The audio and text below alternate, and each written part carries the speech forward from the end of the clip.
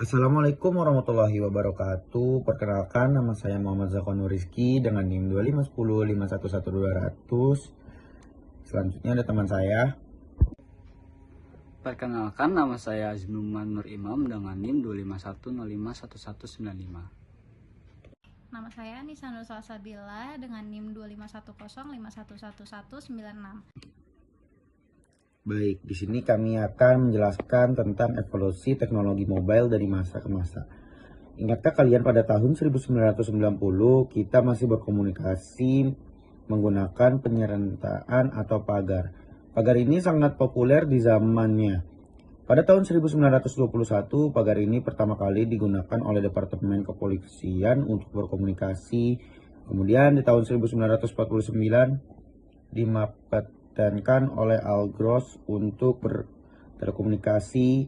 Kemudian digunakan oleh Rumah Sakit Yahudi di NYC pada tahun 1956. Multitune elektronik pertama yang digunakan oleh dokter di rumah sakit St. Thomas, London untuk komunikasi darurat. Masuklah di era modern di mana pagar sangat populer pada tahun 1950 sampai 1990. Awalnya menggunakan pagar ini hanya dari Motorola.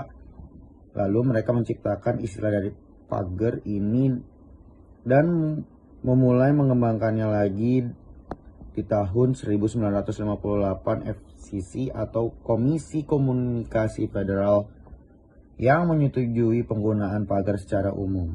Pagar ini sangat populer di tahun 1990, bahkan di Indonesia juga sangat populer.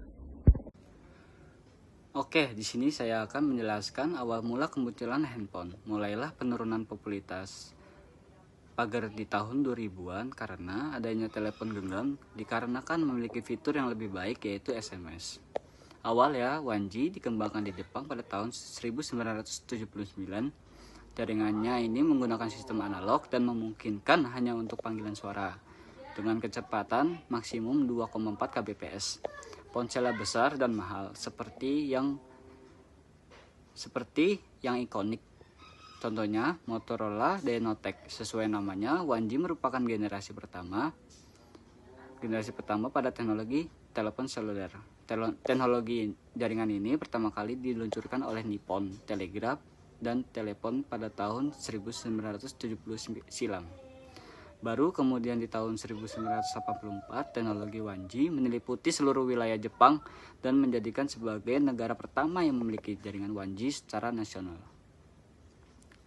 Secara teknis, 1G beroperasi dengan menggunakan sistem analog yang umumnya dikenal dengan AMPS atau Advanced Mobile Phone Service, di mana hanya memiliki kecepatan maksimum 2,4 kbps. 1G hanya dapat dipakai untuk melakukan panggilan telepon.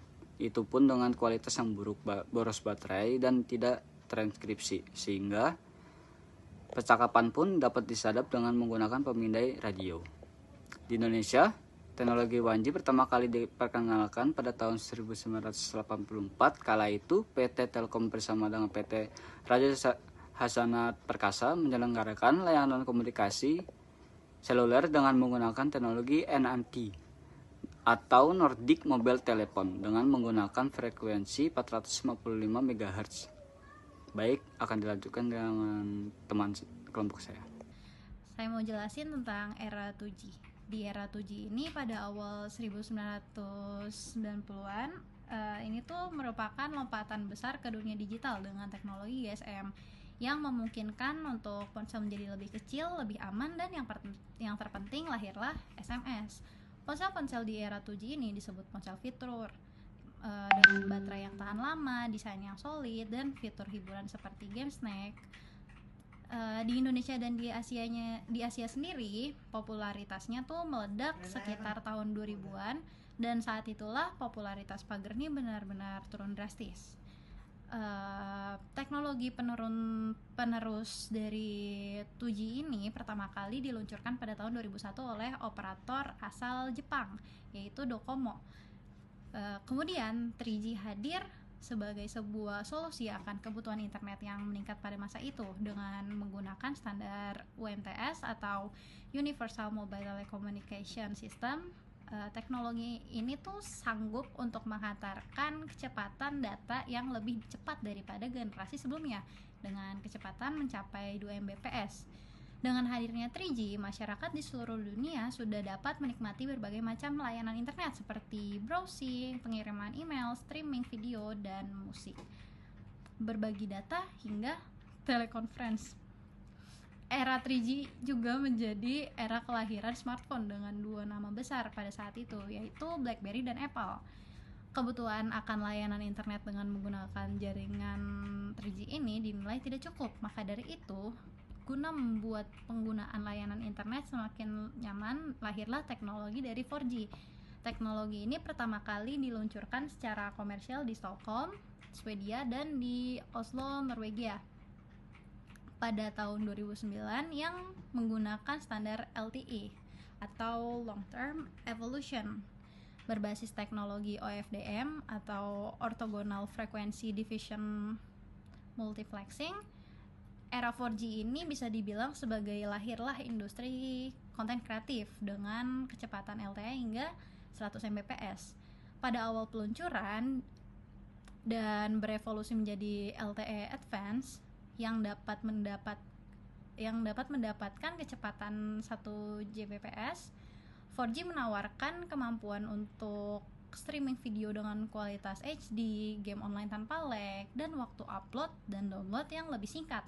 Tak hanya itu, 4G pun membuat proses komunikasi jadi lebih lancar dengan video conference serta memunculkan lebih banyak startup digital. Teknologi 4G LTE ini pertama kali diuji coba di Indonesia oleh Telkomsel pada tahun 2013 bertempat di Pulau Bali. Baru kemudian diluncurkan secara komersial pada akhir 2014 dan menjadikan Telkomsel sebagai operator seluler pertama yang mengoperasikan jaringan mobile 4G LTE di Indonesia. Hingga kini layanan 4G Telkomsel sudah melayani puluhan juta pengguna. Telkomsel terus berusaha memberikan jaringan 4G terbaik merata untuk seluruh pelanggan dengan coverage penetration 95%, dan pada akhirnya 5G lahir sebagai sebuah jawaban atas kebutuhan koneksi ke tahap yang lebih tinggi dalam beberapa tahun ke depan. Karenanya, sejumlah perusahaan dengan ekosistem mobile saat ini berkontribusi dan berupaya agar 5G dapat dinikmati oleh masyarakat di dunia. 5G saat ini sudah diluncurkan secara komersial di beberapa negara seperti Korea Selatan, Amerika Serikat, Jepang, Cina, Turki, dan beberapa negara di Eropa. Sebagai halnya teknologi jaringan penerus yang sudah pasti, 5G memiliki kemampuan yang lebih canggih daripada 4G, antara lain secara teori mencapai data rate hingga 20 kali lebih cepat, yaitu 20 Gbps. Latensinya tuh juga 10 kali lebih rendah, 1 ms, dan jumlah connection density-nya 10 kali lebih banyak daripada 4G, yaitu 1 juta device kilometer square. Sehingga penggunaannya tidak hanya untuk pemenuhan layanan mobile broadband untuk konsumen, namun juga untuk industri 4.0. Adapun beberapa contoh use case untuk konsumen seperti Enchant Mobile Broadband, virtual reality atau VR, dan augmented reality atau AR.